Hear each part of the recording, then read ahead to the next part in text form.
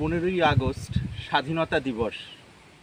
এই দিনটিতে আমাদের দেশ আক্ষরিকভাবে স্বাধীন হয়।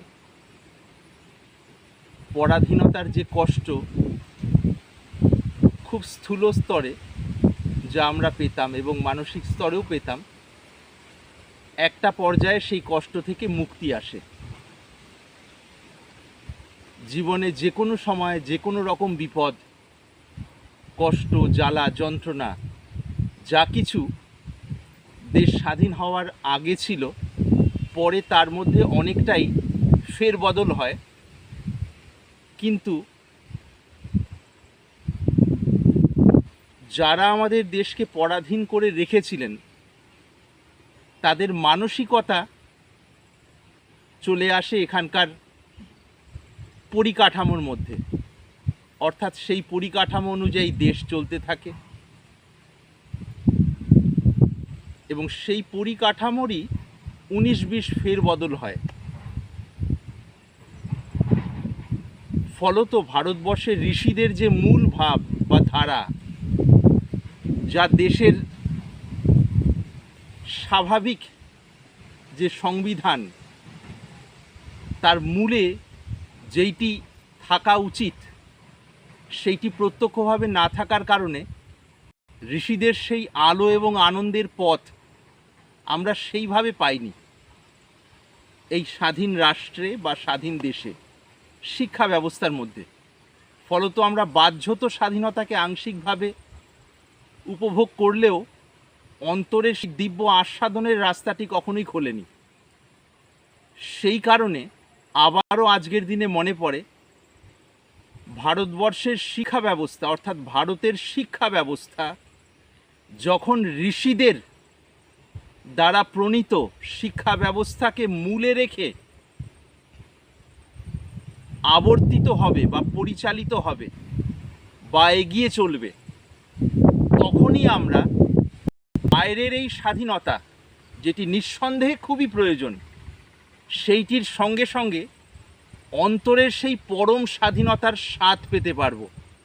পরম স্বাধীনতা হলো দিব্য ঈশ্বরীয় অনুভূতি বা বিশুদ্ধ আত্মতত্ত্বের অনুভূতিতে মন বা বুদ্ধির জাগরণ। তখনই আমাদের স্বাধীনতা সামগ্রিকভাবে উপভোগ্য হবে এবং আস্বাদনযোগ্য হবে। আর যে যে গুণগুলো আমরা অনুশীলন করার চেষ্টা করি ব্যক্তি জীবনে, যারা একটু সুন্দরভাবে জীবনে চলার চেষ্টা করেন সেই মানুষজন, যে যে গুণ অনুশীলন করার চেষ্টা করি, সেই যাবতীয় গুণ সেই এক শিক্ষার মধ্যে লুকিয়ে আছে।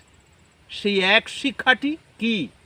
সেই এক শিক্ষাটি হলো বিশুদ্ধ ব্রহ্মবিদ্যা, বিশুদ্ধ আত্মবিদ্যা, যার অভাবে মানুষের এই দয়নীয় পরিস্থিতি বা স্থিতি মনে এবং তার প্রতিফলন হিসেবে শরীরেও।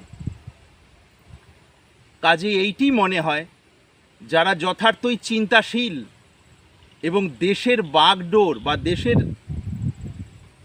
যে যাত্রা, তার যে লাগাম যাদের হাতে রয়েছে, তারা যদি এই তত্ত্বটিকে আবার নতুনভাবে অনুভব করেন এবং সেটি ছড়িয়ে পড়ার উপযোগিতা বা প্রয়োজনীয়তা বোঝেন,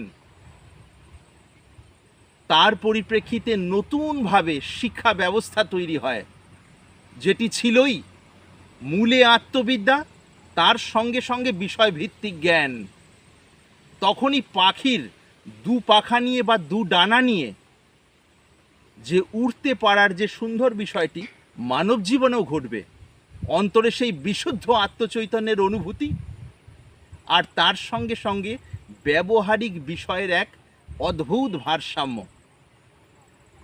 এইটি যদি সামগ্রিকভাবে এই মুহূর্তে না হয়, যে যে মানুষ যেখান থেকে এই বিষয়ের গুরুত্ব উপলব্ধি করছেন বা সামান্যতম অনুমান করছেন, তারা যেন ব্যক্তি জীবনে এর অনুশীলন শুরু করে দেন।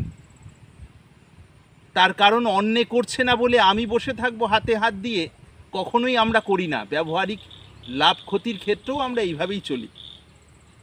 ঠিক এই ক্ষেত্রেও তাই করণীয়। তখন যথার্থ স্বাধীনতা যে কী, সেইটি অন্তরের অনুভূতিতে আসবে। প্রণাম নেবেন।